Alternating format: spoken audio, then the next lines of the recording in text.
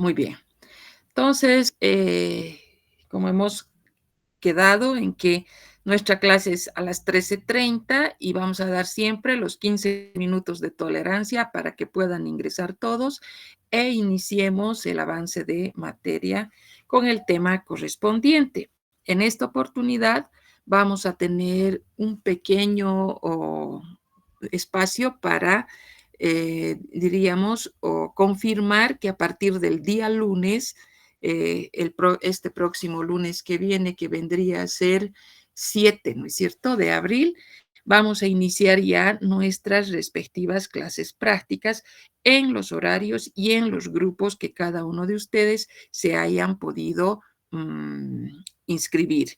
El único requisito para que vengan a clases, también les he mandado en el Classroom, es que todos puedan contar con 3 manuales que encuentren en su domicilio o que encuentren, ya sea de electrodomésticos o ya sea de algún equipo electrónico. Entonces, revisar, leer minuciosamente estos 3 manuales para que podamos desarrollar ya nuestro primer tema en la clase práctica.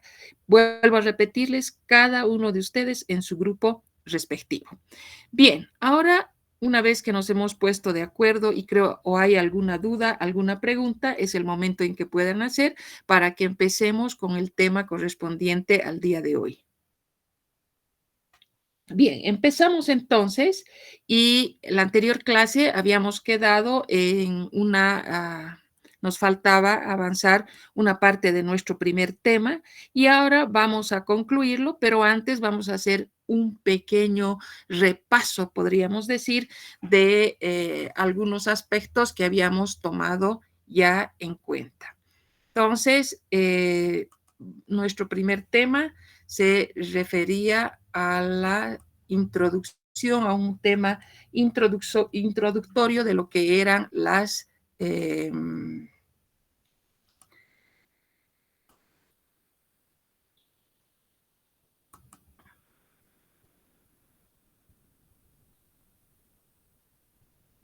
está pasando?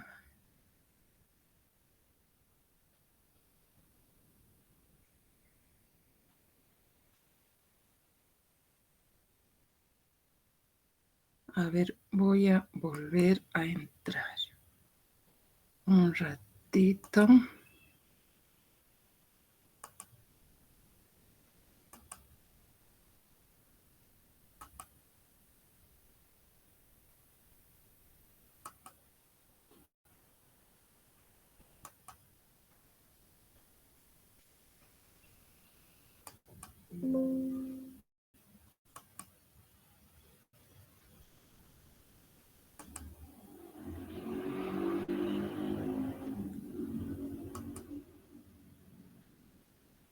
¿Pueden ver, jóvenes? Sí, doctora. ¿Sí? Ya, muy bien. Entonces, nosotros habíamos visto lo que era el análisis instrumental, la clasificación que tenía. Vamos a hacer un pequeño repaso para que continuemos en lo que habíamos quedado.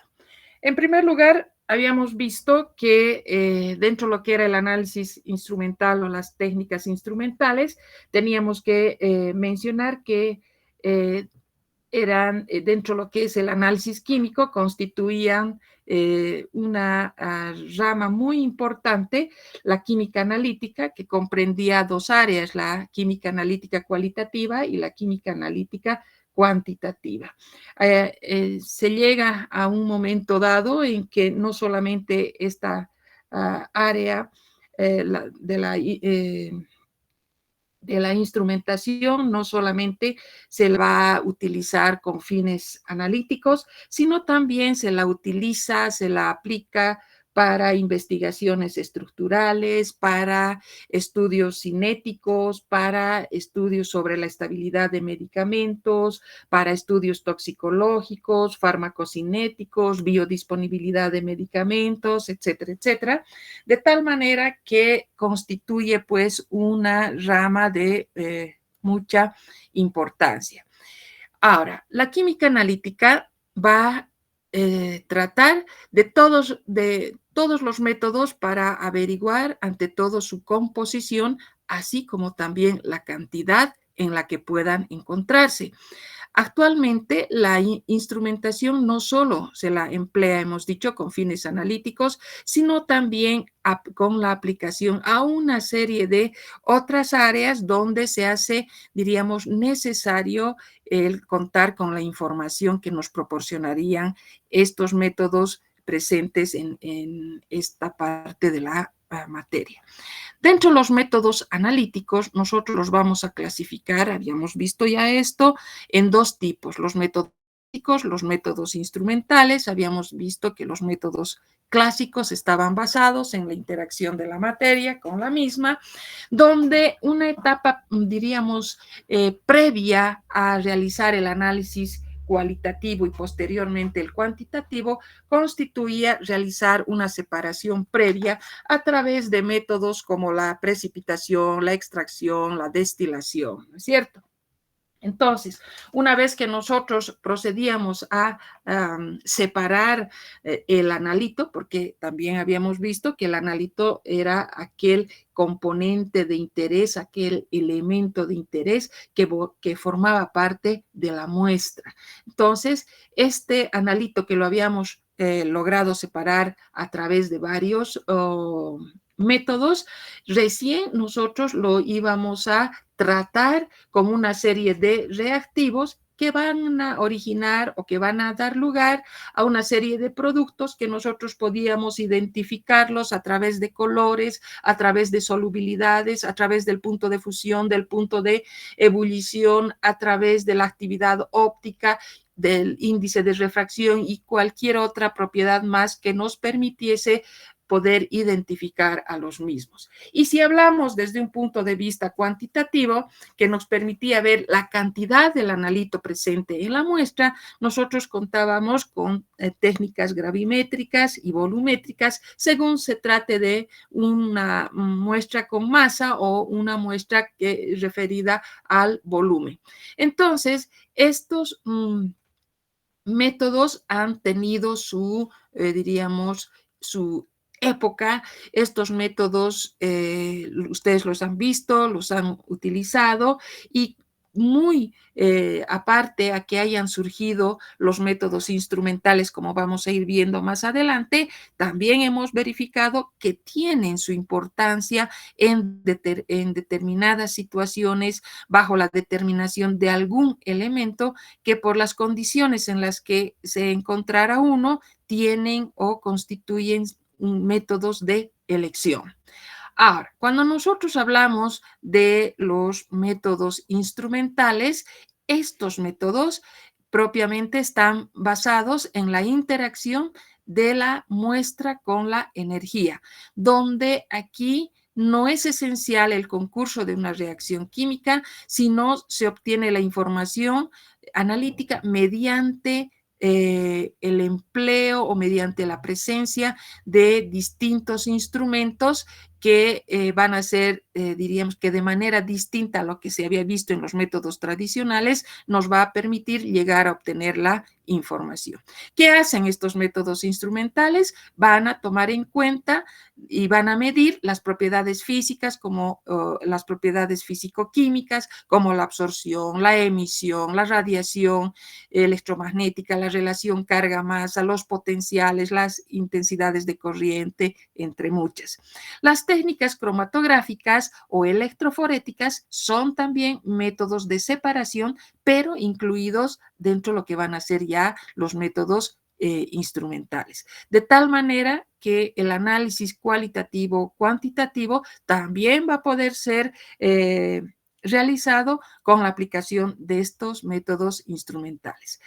Bueno, a su vez, estos métodos instrumentales habíamos visto que presentaban una serie de ventajas, como frente a los tradicionales, frente a los clásicos, que decíamos y hablábamos de resultados más objetivos. ¿Qué quería decir esto? Esto se refería al hecho de que contar con un instrumento que tenga un medidor y en este medidor encontrábamos una escala numérica, una gráfica, etcétera, etcétera, cosa que no encontrábamos en los métodos tradicionales y en los métodos tradicionales el resultado lo íbamos a obtener tomando en cuenta algunas apreciaciones subjetivas del observador. Y eso ustedes pueden recordar cuando hablábamos del empleo de algunos indicadores o cuando hablábamos de algunas titulaciones. En cambio, ¿qué ocurre cuando nosotros estamos frente a un método instrumental? Vamos a tener pues un medidor que dependiendo el modelo, dependiendo las características de esto, obtendremos una información, obtendremos un resultado que va a estar reflejado en el aparato a través de una escala numérica o cualquier otra situación dependiendo el modelo del instrumento. Otra ventaja, habíamos hablado de que se trataban de métodos mucho más precisos. Esto se debía a que en todo o toda presencia de un instrumento se hace necesaria la calibración. Por lo tanto, eso nos garantizaba a nosotros contar con información, con resultados que puedan tener menos oscilaciones entre medida y medida, de tal manera que esto facilitaba la reproductibilidad en los resultados. Ahora, si nosotros hablamos de otra ventaja, teníamos que se trataban de métodos mucho más sensibles.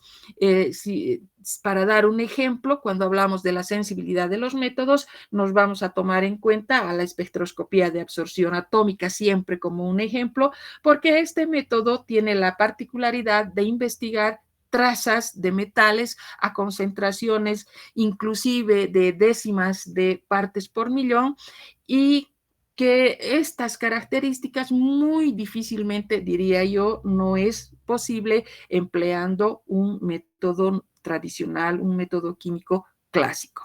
Luego hablábamos de que las determinaciones tenían un tiempo de duración menor.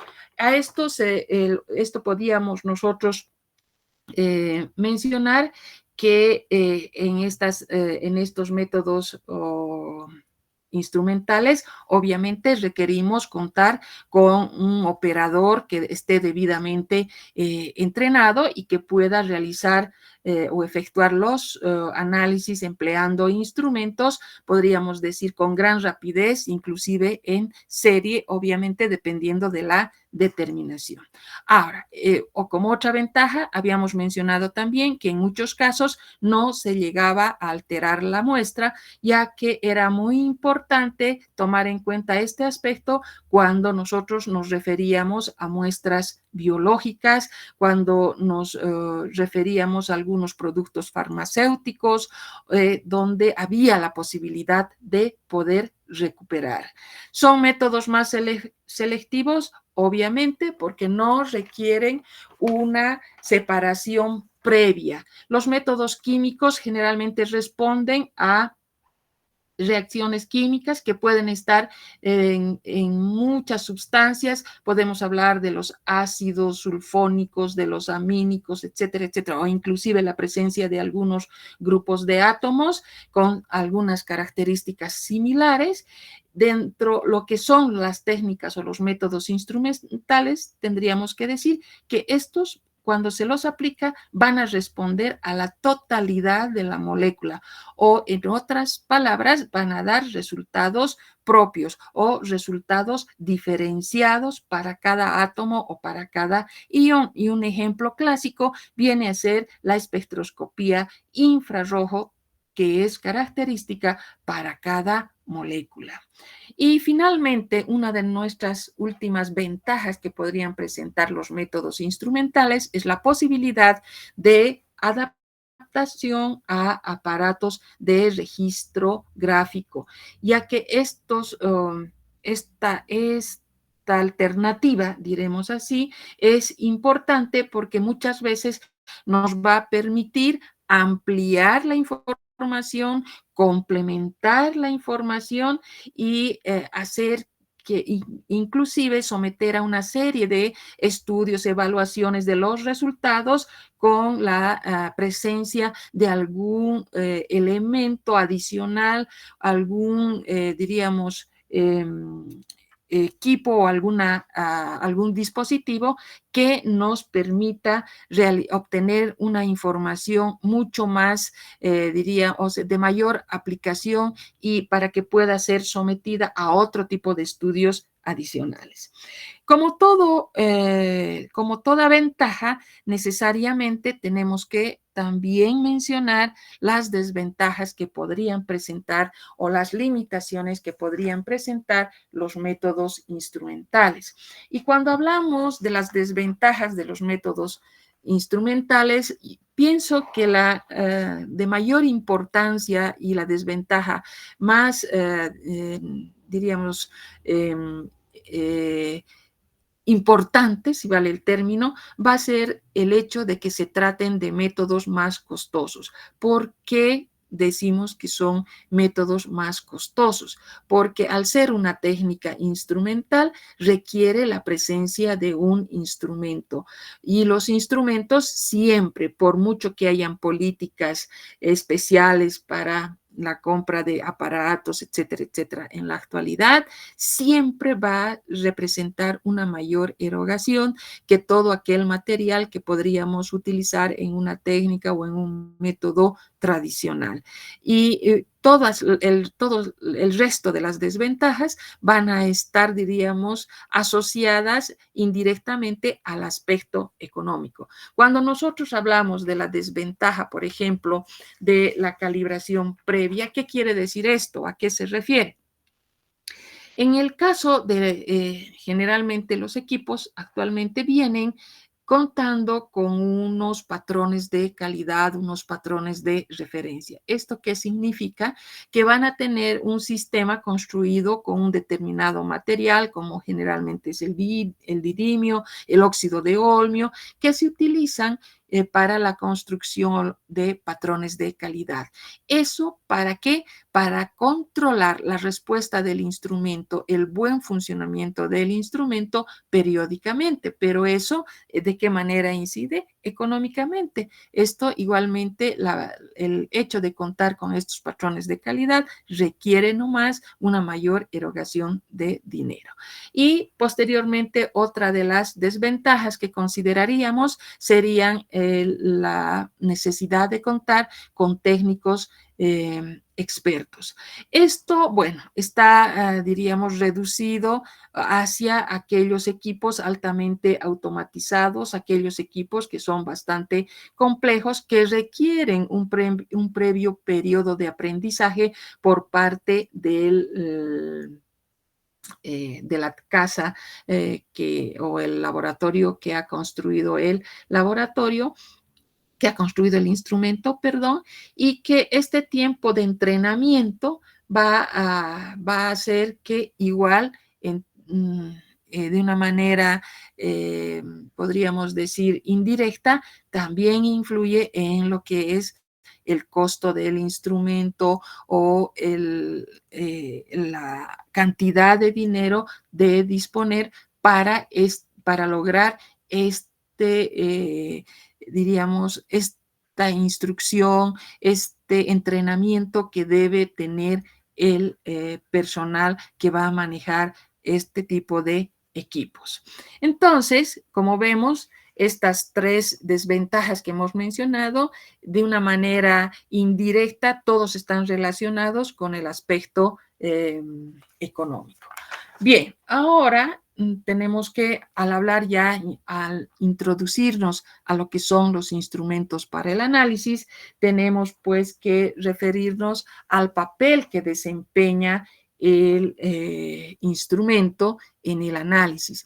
El papel del instrumento dentro del análisis químico es el de convertir una señal analítica, que vendría a ser una propiedad física o físico-química del analito, en esta señal que normalmente no es detectable, tampoco es comprensible por el ser humano, por el operador, en una forma que sí lo sean. ¿Y quién es el encargado o el responsable de hacer esta operación? Un instrumento. Y un instrumento básicamente va a estar formado por 4 componentes. Para conseguir la información del analito, se requiere contar con un estímulo, generalmente en forma de energía. Esta interacción va a provocar una respuesta dando lugar a la información analítica que se va a presentar a nivel del medidor del instrumento. A ver, resumiendo esta parte, tenemos que ver qué hace o cuál es el papel del instrumento. Convierte una señal analítica que inicialmente no es detectable, no es comprensible, ni es observable por el ojo humano, por el operador, en una forma que sí lo va a hacer. Este instrumento básicamente va a contar con 4 elementos y estos elementos van a ser, en primer lugar, un generador de señal, vamos a tener un transductor de entrada, vamos a tener un procesador de señal y finalmente un dispositivo de lectura. Acá vuelvo a aclarar una cosa, en esta primera etapa introductoria se los he resumido de una manera bastante simple, los 4 componentes del instrumento y que cada uno responsable de cumplir con una determinada función. Vamos a ver posteriormente en otro tema que cada uno de estos componentes incluye, dependiendo el tipo de instrumento, una serie de elementos adicionales con, diríamos, una función totalmente específica, pero eso ya cuando vayamos viendo más adelante. Aquí lo único que tenemos que tomar en cuenta que un instrumento básicamente va a tener 4 componentes. Un generador de señal cuya finalidad o cuyo papel va a ser de generar una señal analítica propia del analito. Por eso decimos generador de señal. Entonces, vamos a ver que esta señal que se ha generado, le pondremos un ejemplo, que sea una señal luminosa, que es el resultado de haber interactuado un analito con un determinado estímulo. Por hoy les voy a decir un determinado estímulo. Y va a dar lugar, va a originar a una señal analítica. Esa señal analítica que el operador no la entiende, no la observa, no la reconoce, esa señal analítica va a pasar hacia un transductor de entrada, también que recibe el nombre de detector, y en este elemento, en este componente, esa señal inicial que nosotros habíamos dicho que era una señal luminosa, se va a convertir en una señal eléctrica, ¿no es cierto? Entonces, este componente tiene o desempeña ese papel. Esa señal eléctrica va a pasar hacia un procesador de señal y este procesador de señal constituye un dispositivo que va a modificar, que va a adecuar a través de varias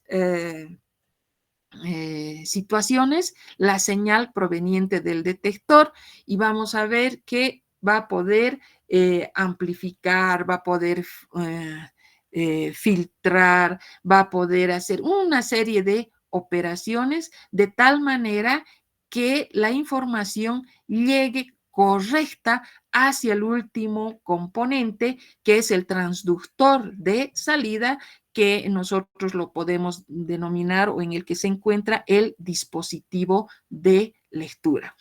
Este dispositivo de lectura es también un transductor, por eso decíamos el transductor de salida, ojo, que tiene la finalidad de convertir la señal procesada en una señal que va a poder ser leída, que va a poder ser registrada o que va a poder ser interpretada por el observador.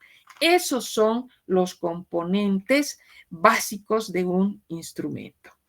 Acá tenemos que pensar o complementar algo más.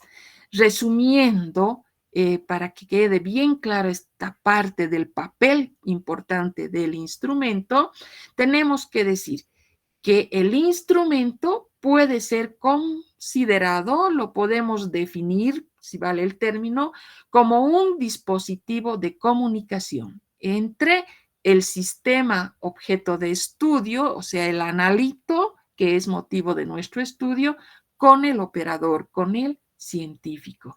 Ese es el papel que desempeña, ¿no es cierto? Entonces, va a ser un ente comunicador que relaciona ambos elementos.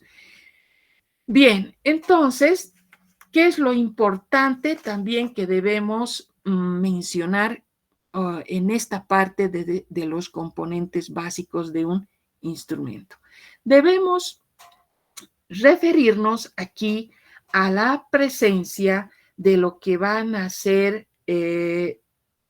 ¿cómo les podría decir? A ver, para estudiar cómo funcionan los instrumentos es importante entender la manera en que se organiza, la manera en que se transforma la información. A eso se conoce con el nombre de codificación de la información. Esta codificación, como hemos dicho, va a transformar la información de un sistema a otro. Hemos hablado de una señal luminosa inicial y va a pasar hacia una señal eléctrica. Entonces van a existir distintas formas de ir codificando la información en forma eléctrica. Y a esta forma de codificar la información, nosotros la vamos a denominar, la vamos a conocer como los dominios de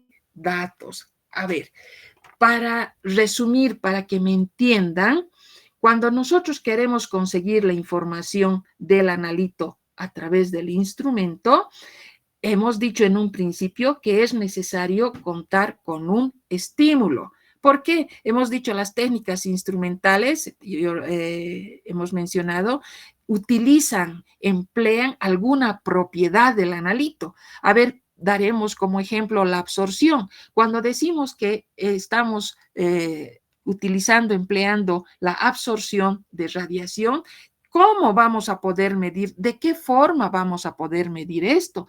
Esto vamos a poder medir gracias a la presencia del instrumento. Y el instrumento tiene varios componentes que hemos visto. Básicamente tiene estos 4 y cada uno desempeña un papel importante y un papel específico. Entonces, cuando nosotros buscamos la información, necesitamos contar con un estímulo. ¿Cuál puede ser ese estímulo? Puede ser la luz, puede ser la energía eléctrica, puede ser cualquier tipo de manifestaciones de la radiación electromagnética, por ejemplo. ¿Qué va a dar lugar a esto? Va a dar lugar a que al interactuar este estímulo con el analito y cuyas propiedades físico-químicas nosotros queremos obtener, el resultado va a ser pues o va a surgir de la interacción de ese estímulo, de esa radiación con el analito. Entonces, esto, ¿qué significa o qué nos va a llevar a nosotros? A la presencia de una forma de poder codificar la información, es decir, cómo se va a transformar la información de un sistema a otro. Es decir, esa señal luminosa en el instrumento va a transformarse a una señal eléctrica. ¿Por qué se va a transformar o gracias a qué se va a transformar? A la presencia de cada uno de los componentes del instrumento, ¿sí? Ahora, existen los dominios de datos. ¿A qué nosotros llamamos los dominios de datos o cómo podemos entender los dominios de datos? Los dominios de datos nos permiten entender la relación que va a existir de cada uno de estos cuatro componentes, el generador de señal, el transductor de entrada, el procesador de señal o el dispositivo de lectura, con el flujo de información. Nosotros tenemos una información proveniente de quién? De la interacción. ¿De quién? De ese estímulo con el analito. Y gracias a la presencia de cada uno de estos elementos del instrumento, se relacionan estos de tal manera que nos van a dar lugar a una información contenida en el medidor. Y cuando nosotros hablamos de los dominios de datos, tenemos que decir que existen dominios no eléctricos y existen también dominios eléctricos. Si nosotros nos referimos a los dominios no eléctricos, empezaremos por los no eléctricos, tenemos que decir que estos dominios no eléctricos, una medición, por ejemplo, podemos realizarla en un dominio no eléctrico. Es decir, ¿qué quiere decir esto? Donde todo el proceso de medida va a empezar y va a terminar en un dominio no eléctrico. Si nosotros damos un ejemplo de este dominio no eléctrico, por ejemplo, podemos hablar, del hecho de agarrar una regla y medir una determinada longitud. Por ejemplo, si nosotros tenemos una masa de un determinado objeto y queremos pesarlo en una balanza de brazo, también estamos haciendo o tomando en cuenta el dominio no eléctrico. A ver, queremos medir una determinada cantidad de agua, utilizamos una probeta. Entonces, estas medidas que hemos mencionado, se han llevado a cabo en un dominio no eléctrico. Y estas medidas, entonces, generalmente están asociadas con los métodos analíticos clásicos, con los métodos analíticos tradicionales. El momento en que surgen los detectores, los procesadores, los transductores, entonces, de señal, o el dispositivo de lectura así, estos nos permiten recoger la información del analito en un dominio no eléctrico, transformarlo, procesarlo en un dominio eléctrico para luego presentarlo nuevamente en un dominio no eléctrico.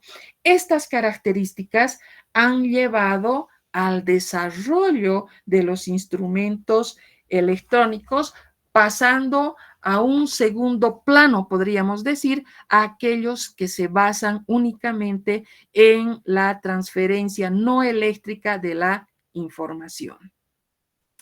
Y resumiendo, el objetivo final al que nosotros queremos llegar es que toda medida, es decir, el resultado numérico que obtengamos en el medidor, ese resultado final debe ser siempre proporcional a la propiedad físico-química, física o química inherente al analito. Entonces, eso es lo que finalmente a nosotros nos interesa.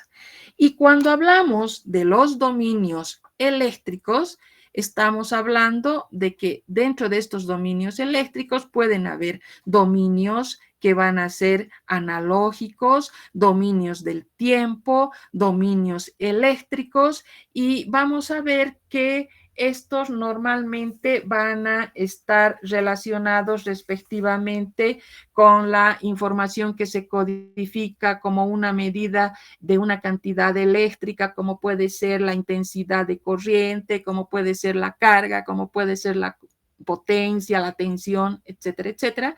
Estas cantidades son continuas en amplitud y tiempo. Las magnitudes de las cantidades analógicas se pueden medir de manera continua o en momentos específicos de tiempo. Y si hablamos de los dominios del tiempo, en este dominio la información se almacena como las variaciones de la señal respecto al tiempo. Y si hablamos de los dominios digitales, nosotros estamos refiriéndonos a aquellos datos que se van a codificar en 1 o 2 o 3 niveles respectivamente. Adicionalmente a eso, nosotros vamos a ver que existe la presencia de detectores, que son los que indican un cambio en la variación del entorno, que puede ser la presión, la temperatura, etcétera. Los transductores, que ya hemos dicho, de una manera general, transforman la información de un dominio no eléctrico a un dominio eléctrico. Los sensores, que pueden ser dispositivos capaces de controlar a especies químicas de una manera continua, de una manera reversible, y ahí podríamos mencionar, por ejemplo, la presencia de un electrodo de vidrio. Entonces, todo esto, cuando nosotros hablamos de los componentes básicos de un instrumento y su importancia en el momento de encontrar la información.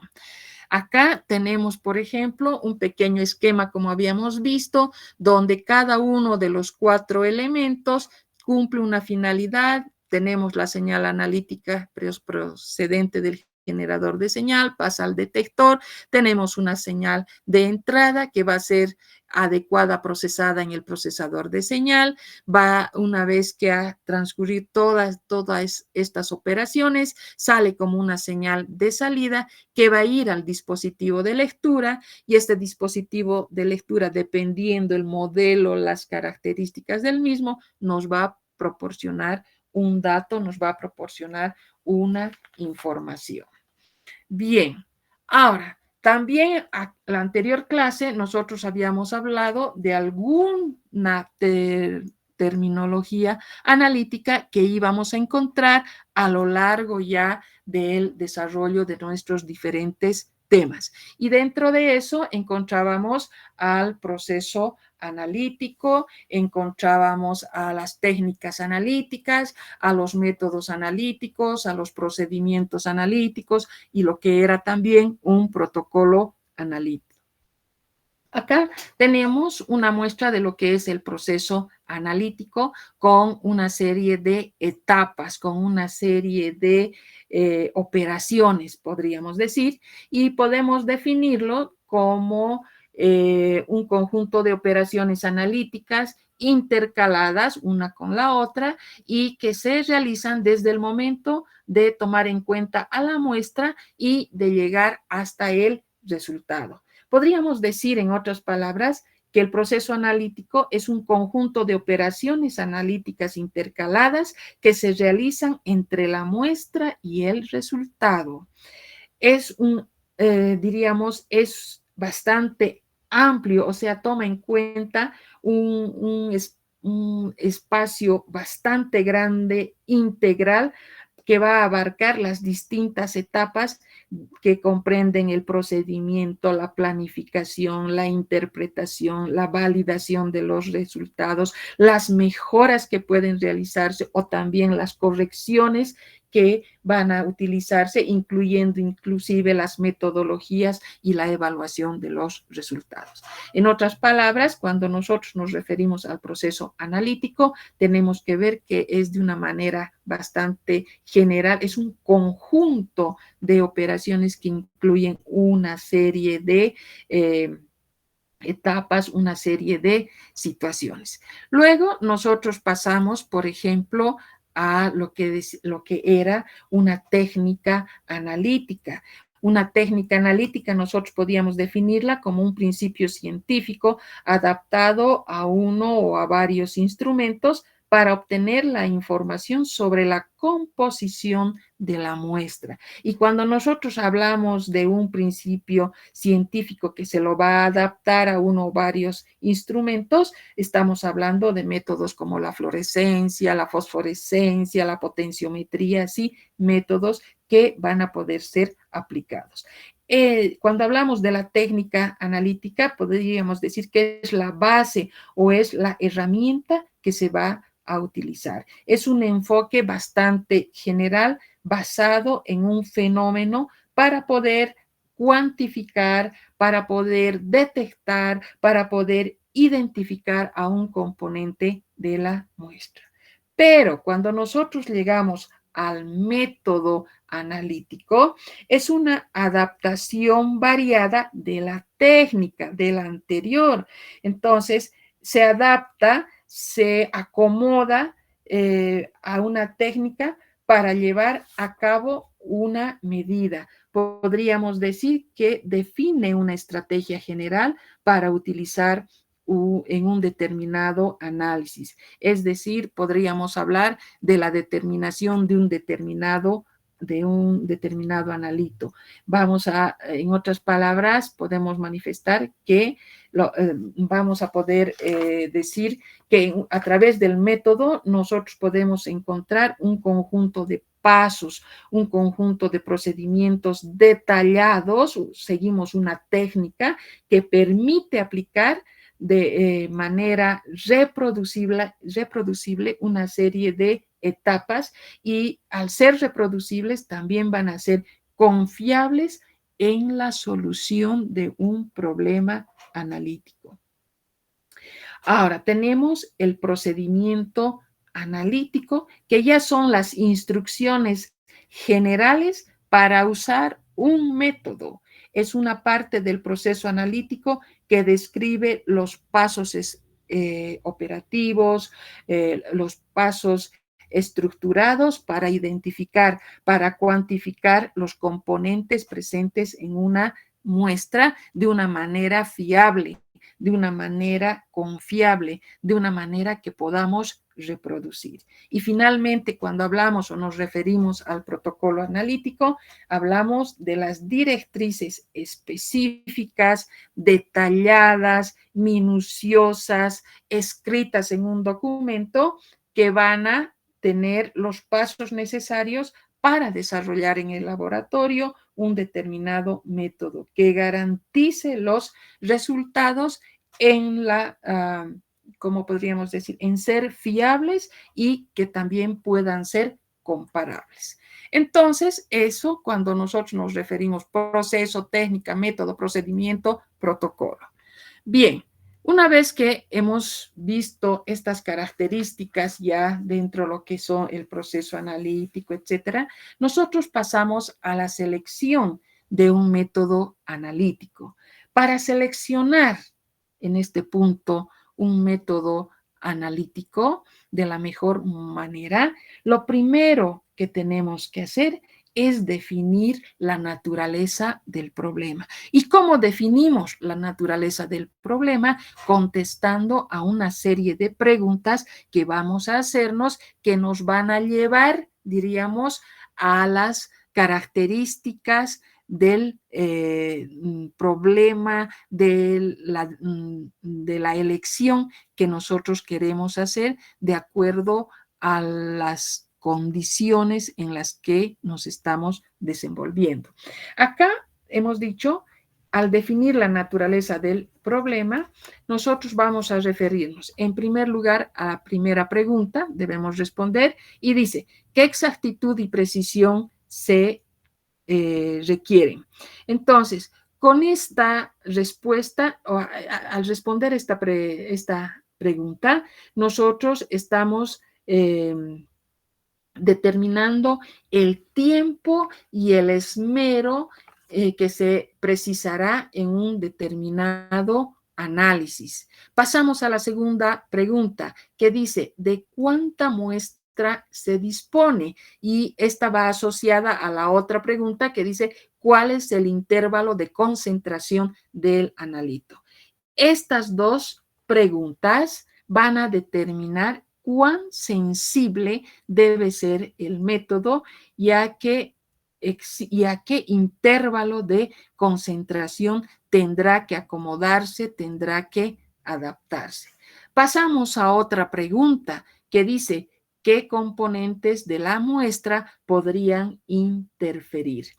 En este caso, estamos determinando la selectividad con la que debe contar o con la que se requiere en un determinado método. Para pasar a otra pregunta donde se nos dice cuáles son las propiedades físicas y químicas de la matriz de la muestra. Ustedes saben que nosotros tenemos como un punto único importante el analito, pero no olvidemos que el analito no siempre está solo, sino está formando parte de una muestra y todo el resto que no constituye el analito recibe o se denomina con el nombre de matriz. Entonces, en esta situación, nosotros nos referimos a algunas técnicas que deben aplicarse, ya sea a disoluciones del analito, otras que pueden ser con mayor facilidad aplicadas cuando se tratan de muestras gaseosas, mientras que también hay que considerar aquellos otros casos donde se debe contar con tenemos que tomar en cuenta técnicas que sean las adecuadas, por ejemplo, para el análisis de sólidos. Entonces, ya cada vez nos vamos acomodando, podríamos decir, a la situación propia en la que nos desenvolvemos y llegar finalmente al elegir el método que sea el más apto. Y para eso todavía nos falta otra pregunta que dice, ¿cuánta muestra debe analizarse? Esta pregunta va a ser muy importante desde un punto de vista económico. Cuando nosotros hablamos de cuántas muestras deben analizarse, es el número de muestras con las que debemos trabajar, a las que debemos analizar.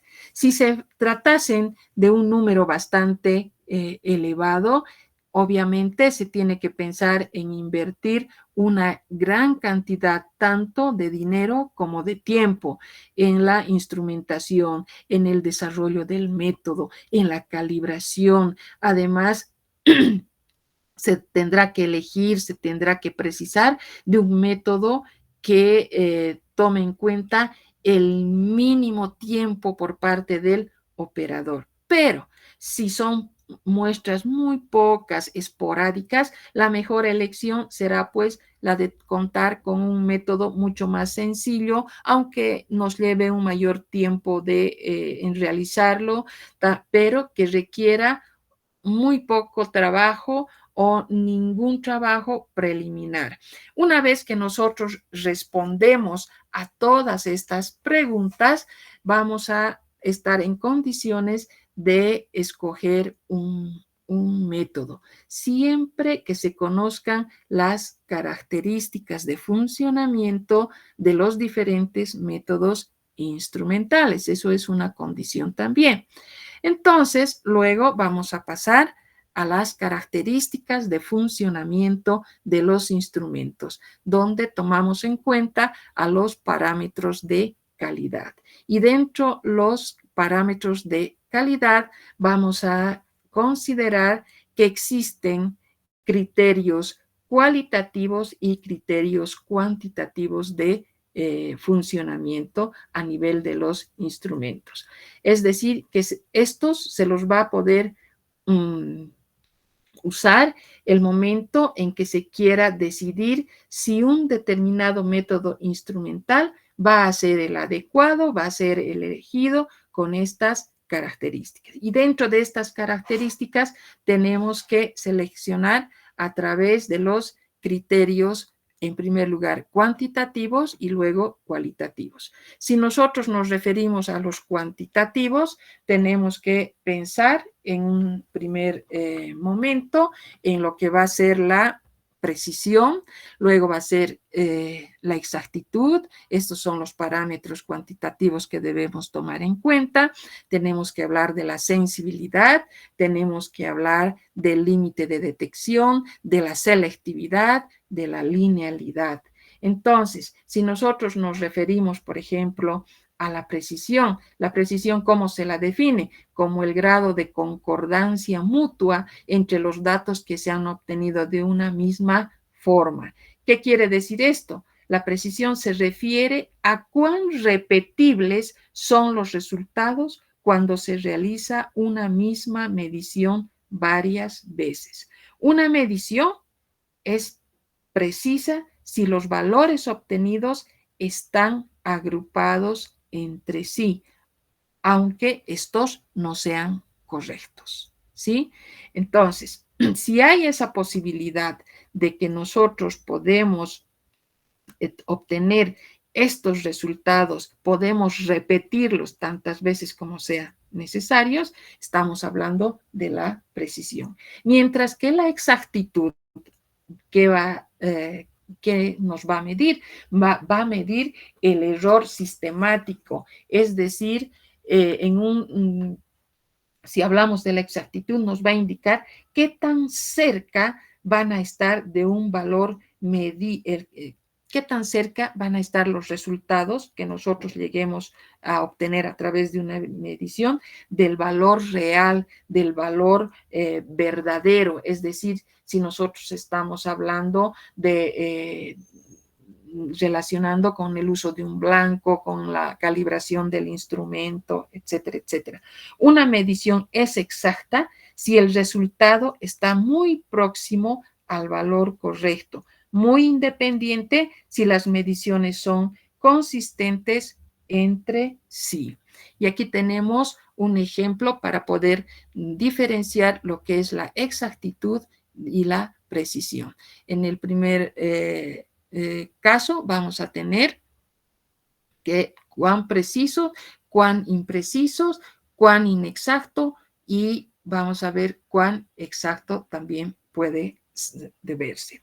Luego tenemos otros parámetros. Antes de hablar de estos, tenemos que referirnos, por ejemplo, a lo que va a ser la sensibilidad. Cuando hablamos de la sensibilidad, estamos refiriéndonos a la capacidad para discriminar entre pequeñas diferencias de concentración que puedan presentarse a nivel del analito. Si hablamos del límite, por ejemplo, de detección, ¿a qué nos estamos refiriendo en el límite de detección? Estamos refiriéndonos a la mínima concentración o a la mínima cantidad del analito que pudiese presentarse o que pudiese encontrarse en la muestra y que pueda ser detectada. No necesariamente pueda ser cuantificada, pero sí pueda ser detectada. Entonces, eso cuando nosotros nos referimos al límite de detección. Si hablamos de la selectividad, decimos que es la capacidad del método analítico para medir con exactitud y de modo específico el analito en presencia de otros componentes que forman parte de la matriz.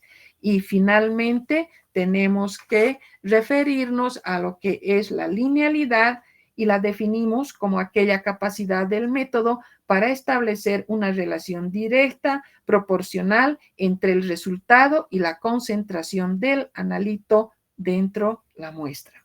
Se expresa en términos de variación de la pendiente de la línea obtenida por regresión.